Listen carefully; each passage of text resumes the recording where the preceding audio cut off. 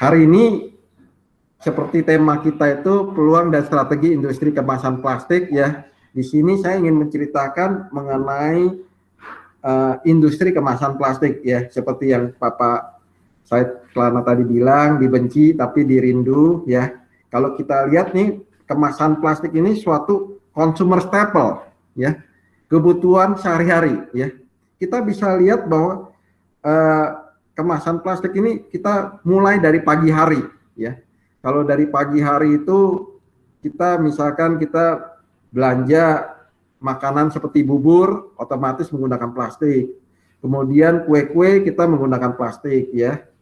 Kemudian kita belanja makanan untuk breakfast itu banyak menggunakan plastik. Sampai siang hari juga kita, kalau kita belanja seperti soto, bakso, pasti menggunakan plastik gitu. Kemudian sampai malam hari kita belanja seperti soto, nasi goreng menggunakan kertas nasi kita, kemudian martabak menggunakan dus martabak kita gitu. Dan belanja makanan, minuman semua menggunakan plastik gitu. Kemasan plastik. Karena ini adalah suatu namanya consumer staple gitu. Dan perusahaan kita juga selain kemasan plastik juga kita sudah masuk ke inovasi ke paper base ya, kemasan-kemasan kertas. Kemudian nah, di sini PT Pancabudi, nama perusahaan kita adalah PT Pancabudi Idaman Tbk ya. Tahun 2019 kita punya sales itu hampir 5 triliun ya. Kita juga kemarin mendapatkan suatu Investor Award sebagai emiten terbaik, dan kita punya produk itu seperti kertas nasi ya, dus kue, kemasan plastik, terus kemudian kita juga ada kemasan untuk industri, untuk oleochemical, untuk resin bag, untuk chemical bag, kemudian lain-lain. Di sini juga kita siapkan juga namanya gelas plastik. Gelas plastik juga kita supply gelas plastik juga. Perusahaan kita ini integrated, ya. Bisnis model kita integrated, yang kita sebut integrated consumer packaging company. Nah, di sini saya ingin sharing kepada teman-teman mengenai industri kemasan plastik, ya. Kemasan plastik itu awalnya tujuannya adalah untuk menyelamatkan lingkungan, ya. Plastik bag itu diciptakan oleh namanya Sten Gustaf dari Swedia, ya, yang tujuannya adalah mulia menyelamatkan lingkungan. Karena pada saat zaman itu, ya, kemasan paper itu sangat dibutuhkan banyak, ya. Setelah Perang Dunia di tahun 50-an sampai tahun 60-an, itu industri mulai berkembang. Orang mulai spending, ya. Otomatis spendingnya menggunakan kantong kertas, ya. Yang mana kalau kantong kertas itu asalnya dari penebangan pohon. Bayangkan kalau dari tahun 50-an sampai sekarang, ya, tidak ada kemasan plastik. Otomatis pohon yang ada di dunia ini sudah tidak ada. Karena itu Sten Gustaf, karena tujuannya adalah menyelamatkan lingkungan, dia menciptakan suatu kemasan plastik yang namanya dulu disebutnya polimer. Ya, kita lihat memang sampai sekarang sih masyarakat masih membutuhkan kemasan plastik, ya, terutama sektor makanan minuman, online food delivery, kemudian beberapa sektor lainnya. Dan di sini juga kita perlu tahu plastik bag itu bisa didaur ulang, ya. Yang paling penting adalah masalah waste management-nya, ya. Manajemen yang baik, yang tertata rapi, maka itu kita bisa melakukan suatu daur ulang yang baik. Di sini saya memberikan suatu gambaran kepada teman-teman mengenai suatu perbandingan kemasan kertas dengan kemasan plastik, ya. Kita lihat kalau ambil contohnya itu 1000 lembar kantong belanja, ya. Kalau berdasarkan berat, ya, plastik itu beratnya, kertas itu beratnya 9,34 kali dibandingin plastik. Jadi kalau dari 1000 lembar kantong belanja itu kertas itu beratnya 63,5 kilo. Sedangkan plastik hanya 6,8 kilogram saja. Jadi dari segi berat 9 kali, ya. Kemudian kalau dari segi harga, ya, kalau 1000 lembar kantong belanja, kalau kertas itu 230 US dollar. Sedangkan plastik itu 35 US dollar. Harga berdasarkan harga itu sekitar 6,5 kali. Ya. Kemudian biaya pengiriman itu karena kemasan kertas itu makan tempat, ya, karena lebih sangat besar sekali itu sekitar 28 US dollar. Plastik itu tipis, ya, tipis, kuat, ya kan, hanya sekitar 3 US dollar, ya. Karena plastik itu paling ringan, ya, paling tipis, transparan, kuat, gitu.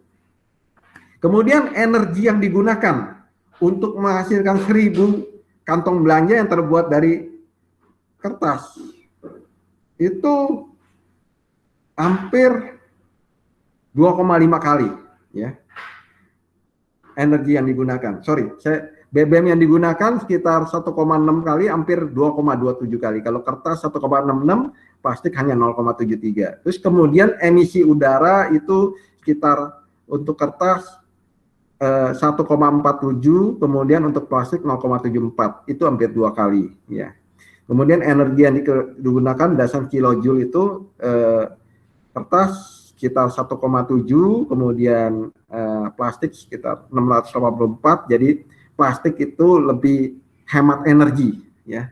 Untuk membuat 1000 lembar kantong belanja dari plastik itu lebih hemat energi, hanya menggunakan sepertiganya aja. Kemudian untuk plastik di Indonesia itu masih sangat rendah, ya. Kalau kita lihat di ASEAN, ya, itu hanya 17 kg per kapita saja. Kita bandingkan negara tetangga 35 kg per kapita, kemudian Thailand 40 kg per kapita, Singapura 40 kg per kapita, bahkan kalau Jepang itu di atas 100 kg. Kalau kita pergi ke Jepang kan semua kita beli makanan, semua plastik semua. Ada dibungkus plastik, terus di dalamnya ada plastiknya lagi gitu, ya kan? Itu benar-benar seperti negara maju itu plastiknya sangat banyak digunakan, ya kan? Karena kantong plastik ini merupakan suatu barang konsumsi, consumer staple. Dan sampai sekarang nih substitusi untuk kantong plastik ini masih sangat sedikit dan sangat mahal. Ada yang kita sudah pelajari plastik itu dari singkong, ya. Ya, cuma plastik dari singkong itu apa namanya? Tidak tahan, ya. Contohnya kalau kita plastik dari singkong, kita beli bakso, ya, kita tuang, kemudian nggak tahan panas, ya otomatis plastik singkong itu jadi kolak singkong jadinya, ya, karena nggak tahan panas, keburu hancur. Kemudian ini suatu grafik dari Frost and Sullivan, ya, ini sumber dari Frost and Sullivan, salah satu independen survei dari Amerika Serikat, ya. Ini mereka meramalkan untuk secara volume itu kenaikan kantong plastik di pasar tradisional itu sekitar 7,22%, di Indonesia. Untuk di Jabodetabek lebih tinggi lagi, sekitar 8,41%. Di sini saya ingin memberikan suatu informasi update mengenai kuartal 3 kami, ya. Kuartal 3 kami di masa pandemi COVID-19, kami sangat bersyukur sekali dan sangat berterima kasih, ya. Laba operasi kami sekarang per September 2020, ya, 355 miliar, naiknya 50%, ya. Dibandingin September 2019 itu sekitar 236 miliar gitu. Kemudian laba bersih kami juga tahun September 2019 itu 148 miliar, kemudian naiknya 82% menjadi 270 miliar per September 2020. Kemudian EBITDA, ya, kita punya strong EBITDA, cash flow kita juga bagus, ya. Kita pinjaman kita di bank itu sudah dikatakan sangat mengecil, ya. EBITDA kami itu per September 2019 267 miliar, kemudian menjadi 403 miliar. Ini naiknya 51%. Kemudian net profit margin kami September 2019 4,2%, kemudian September 2020 9,4%. Kemudian untuk achievement kami kuartal 3 untuk balance sheet ya, kami memiliki strong balance sheet ya. Kita lihat aset kami sekarang menjadi 2,3 triliun dari 2,2 triliun. Kemudian equity kami menjadi 1,8 triliun per September 2020 dari sebelumnya 1,7 triliun. Nah, kita lihat di sini suatu indikator current ratio kami ya, indikator likuiditas kami. Likuiditas kami sangat bagus sekali ya. September 2019 itu 302%, kemudian naik menjadi 351% per September 2020. Jadi kami sangat liquid sekali.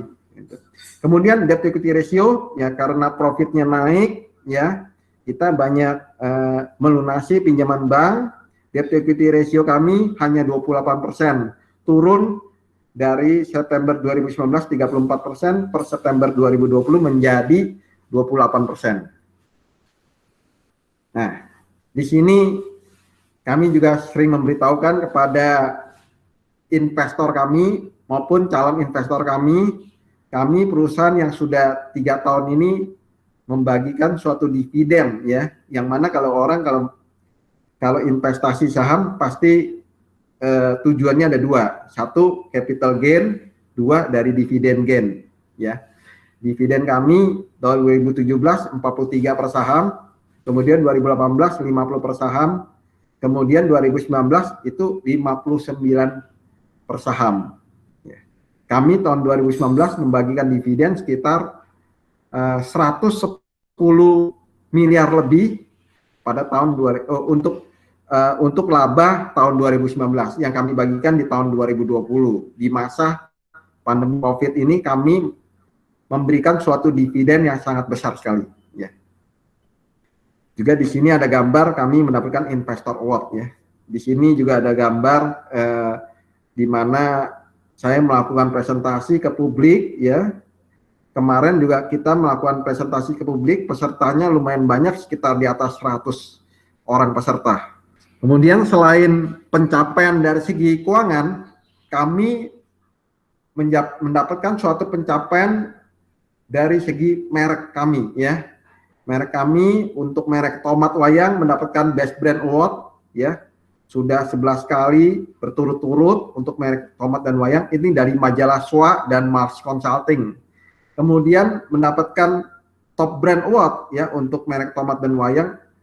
Untuk merek tomat dan wayang ini dari majalah Marketing. Kemudian terakhir per bulan Juli kami dapat Investor Award dari Berita 1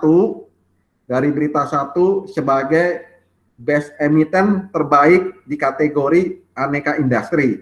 Di sini saya memberikan suatu gambaran mengenai Panca Budi Idaman Tbk ya, mengenai keunggulan kompetitif kami ya. Suatu perusahaan itu bisa berkembang dan maju itu harus punya suatu keunggulan ya. Sama juga seperti contohnya ya, petinju ya. Saya seneng juga nonton tinju ya, seperti kayak Mike Tyson ya.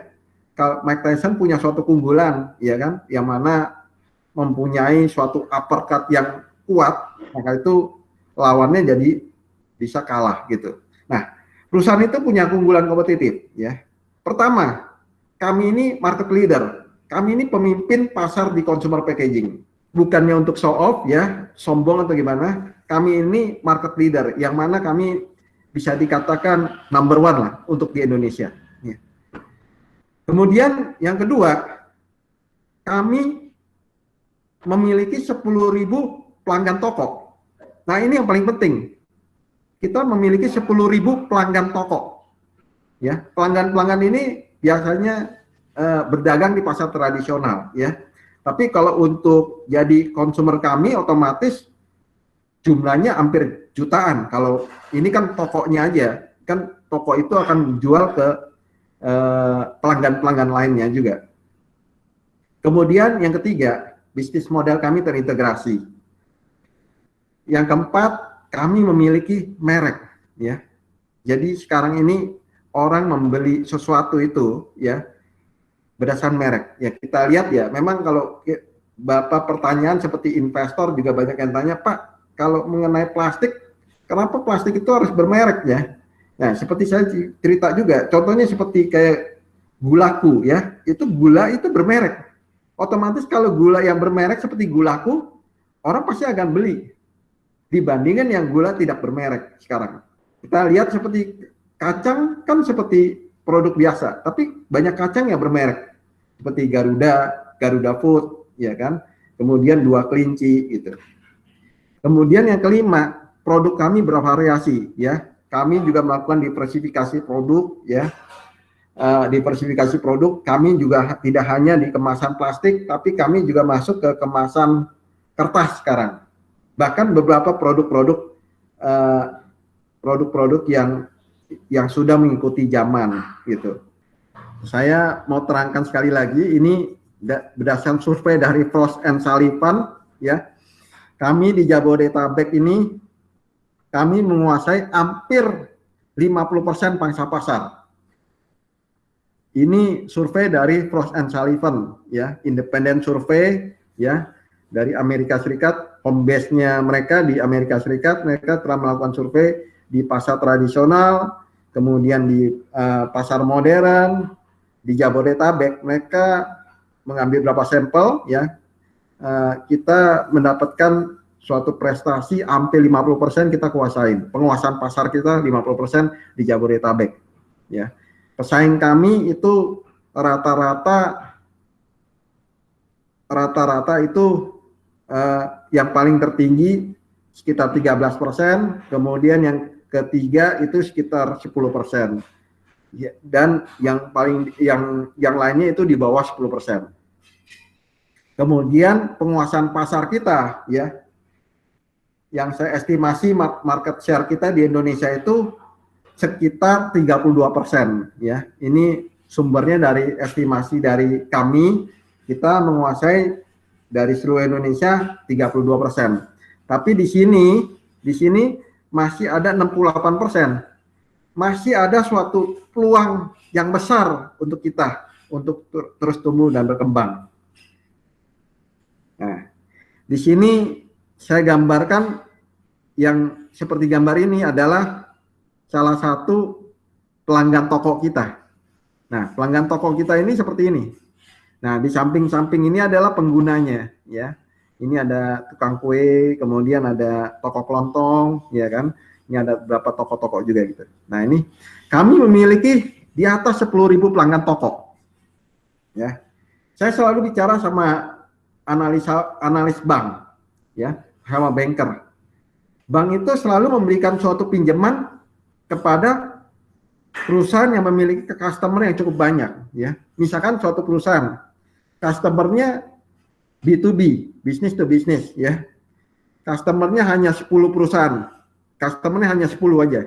Apabila customernya 5 ini nggak survive, otomatis perusahaannya terganggu. Nah, kita memiliki 10.000 pelanggan toko, ya. Menurut kalau banker itu bilang kalau mati 100 masih ada 9.900 lagi gitu. Jadi pelanggan toko kita ini, customer kita ini adalah suatu sangat penting sekali, ya. Dan customer kita juga sudah loyal terhadap kita, dan kita punya customer loyalty-nya juga sangat tinggi sekali. Kemudian yang ketiga, ini bisnis model kita yang terintegrasi dan skala ekonomis, ya. Yang paling penting adalah skala ekonomisnya. Jadi kita membeli bahan baku, ya kan, kita kerjasama sama 20 supplier, ya. Yang kita lebih memiliki kerjasama seperti 20 supplier seperti dari Thailand, dari Amerika, dari Malaysia, dari Middle East, ya. Kita punya banyak kerjasama dari supplier. Yang mana kenapa kita punya 20 supplier, ya, lebih dari 20 supplier, kita selalu memilih bahan baku itu dengan harga yang lebih efisien, lebih murah. Kemudian dari raw material, kemudian ke manufacturing, ya. Manufacturing kita didukung sama 10 pabrik sekarang, ya. Di Medan ada 1 pabrik, di Jabodetabek ada 5 pabrik, kemudian di Jawa Tengah ada 2, kemudian di Cilegon ada 1, terus kemudian ada 1 pabrik lagi di Johor, Malaysia. Kita ada pabrik 1 di Johor, Malaysia. Nah, ada 2 pabrik lagi di Jawa Tengah, ini lumayan besar ya. Yang di Jawa Tengah yang kita sedang kembangkan itu di Pemalang, sekitar 15 hektar kita kembangkan. Kenapa kita memilih di Jawa Tengah? Karena kita menargetkan UMR yang lebih murah, ya. Tujuannya adalah supaya efisiensi operasional lebih baik lagi, gitu. Nah, kita punya pabrik seperti pabrik untuk plastik PE, plastik PP, kemudian plastik HDPE, kemudian plastik heavy duty bag. Kemudian kita juga punya suatu jaringan distribusi, ya. Ya, kita punya 10.000 pelanggan toko di pasar tradisional. Kemudian kita juga punya jaringan distribusi ke modern market. Kita juga punya jaringan distribusi ke industri untuk kita supply plastik seperti Coca-Cola ya. Kita lihat Coca-Cola itu dulunya pakai dus kan. Sekarang itu di wrapping pakai plastik. Jadi kalau kaleng Coca-Cola itu. Kemudian juga kita supply untuk oleh chemical bag, kemudian plastik untuk pupuk, kemudian plastik untuk resin, kemudian plastik untuk chemical bag semua untuk industri di sini. Kemudian kita ke depan kita sudah menyiapkan plastik heavy duty bag ini untuk plastik semen, ya. Yang mana kalau sekarang kan kalau plastik semen itu terbuat dari kertas, itu kalau dibanting itu pecah. Jadi kita siapkan plastiknya dari plastik gitu. Kemudian juga kita sudah kita ekspor ke Amerika ya.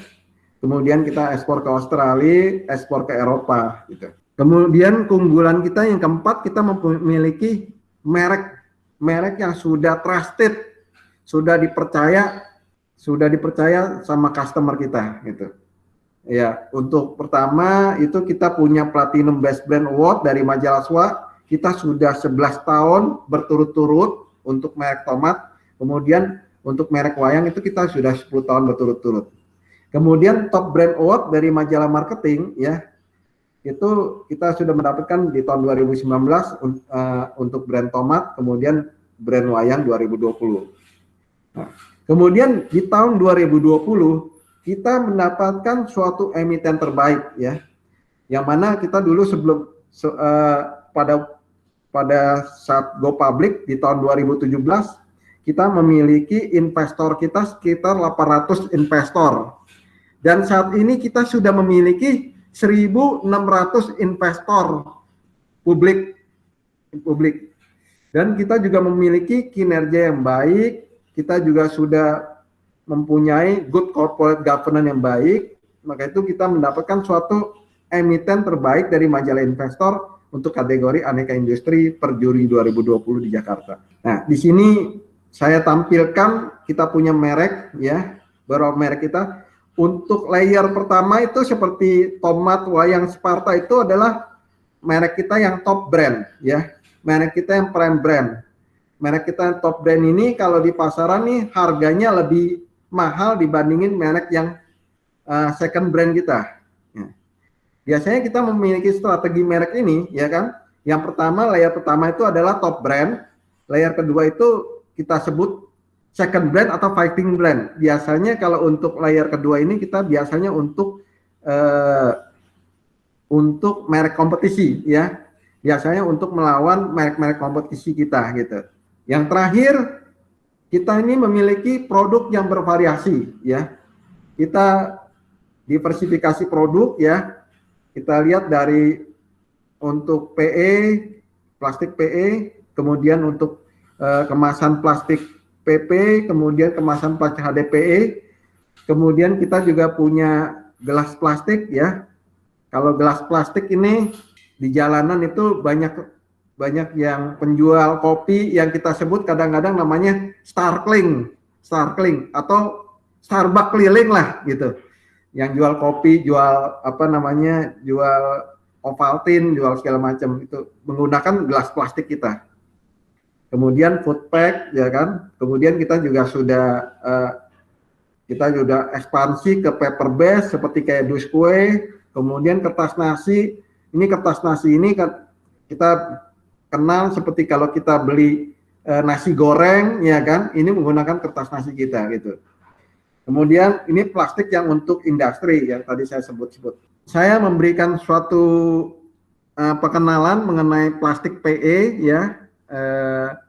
Plastik PE ini adalah plastik yang kuat, ya, plastik food grade. Kemudian biasanya tahan panas, ya, karena ini biasanya buat kuah soto atau kuah bakso, ya, tahan minyak. Kemudian elastis, ya, biasanya warnanya buram gitu, buram dibandingkan sama PP. Nah, kemudian yang kedua ini adalah plastik polipropilin, ya. Ini kalau menggunakan plastik, kue-kue ini lebih kelihatan warnanya seperti warna coklat, warna kue, warna merah, kue-kuenya lebih transparan. Karena dengan menggunakan plastik lebih transparan. Jadi orang akan jadi lebih tertarik membeli kue. Ya, kalau kita lihat kalau misalkan kue itu dibungkus dengan daun pisang, otomatis nggak kelihatan, ya, nggak kelihatan warnanya, kurang menarik gitu. Ya, plastik PP ini biasanya transparan, plastiknya food grade, ya, tahan, elastis, ringan. Biasanya juga untuk membungkus kerupuk, ya. Ya, kalau kerupuk, kalau untuk dibungkus pakai kertas, ya kurang menarik, otomatis, dan juga nggak kriuk gitu, kurang garing. Kemudian ini plastik HDPE, ya. Ini terus terang ini banyak wartawan yang nanya saya, kalau dua slide sebelumnya itu kemasan plastik yang belum dilarang di Pemda DKI Jakarta, ya kan, untuk kemasan plastik sampai sekarang diperbolehkan, ya kan. Nah, kalau ini kemasan HDPE ini sudah mulai berkurang, dan kita juga sebagai perusahaan ya kita sudah melakukan suatu tindakan, kita sudah meningkatkan produk kemasan plastik food grade lebih banyak dibandingin HDPE. Produk HDPE kita itu hanya berdampak kurang lebih 5% saja. Jadi sangat relatif, sangat kecil sekali. Jadi dari penjualan kita juga kita sudah kurangkan. Nah, kemudian di sini ada gambar gelas plastik yang tadi saya katakan, ini kalau di jalanan kalau kita sering ketemu itu seperti plastik untuk kopi, ya, yang namanya Starkling itu, Starbucks keliling jadinya. Ya. Kemudian kita juga supply food pack, ya, yang mana pada saat pandemi COVID-19 ini seperti food pack, kemasan plastik itu permintaannya menaik tinggi, ya, karena banyak orang melakukan online food delivery. Juga kita sesuai dengan perkembangan zaman juga kita supply, di mana beberapa tahun sebelumnya ada banyak coffee shop, ya, seperti beberapa coffee shop yang di daerah komplek perumahan maupun di mall, kita juga supply untuk gelas untuk kopi. Kemudian kita juga sudah main di paper base, ya, paper base seperti dus kue, ya, dus martabak, kertas nasi, ya. Ini biasa digunakan untuk makanan yang tidak berkuah atau tidak liquid. Tidak kuah atau tidak liquid. Nah, kertas nasi kita sering digunakan kalau kita lihat, kalau kita belanja malam-malam itu seperti nasi goreng dan lain-lain sebagainya. Kemudian ini kemasan high avidity bag, biasanya tadi saya sudah sebutkan, ya, untuk oleh chemical bag, untuk plastik untuk pupuk, plastik untuk industri, itu untuk chemical bag. Saya berikan suatu kinerja keuangan kami, ya. Tahun 2019 pendapatan bersih kami hampir 5 triliun, sebesar 4,6 triliun, ya, dengan laba usaha 309 miliar, kemudian EBITDA 353 miliar, kemudian laba bersih 224 miliar. Kemudian untuk tahun 2019 jumlah aset kita sekitar 2,3 triliun ya, yang mana aset lancarnya 1,5 triliun, kemudian ekuitasnya sekitar 1,6 triliun. Kemudian tadi saya sudah sebutkan pendapatan bersih kita singkat aja 2,8 triliun, EBITDA 403 miliar, pendapatan bersih kami sebesar 270 miliar. Kemudian aset kita per September 2020 2,3 triliun ya. Kemudian aset lancar kita 1,3 triliun, kemudian ekuitas kami sebesar 1,8 triliun. Di sini beberapa faktor pendorong bisnis kami ya. Kita lihat di sini, kita juga sudah survei, kita juga sudah pelajari ya. Substitusi untuk kemasan plastik itu bisa dikatakan hampir tidak ada ya, dan harganya cukup mahal ya. Kalau yang plastik dari singkong itu enggak, kalau untuk kuah yang panas tidak bisa ya. Atau kemudian yang kedua, masyarakat tuh masih sekarang membutuhkan kemasan plastik food grade ya.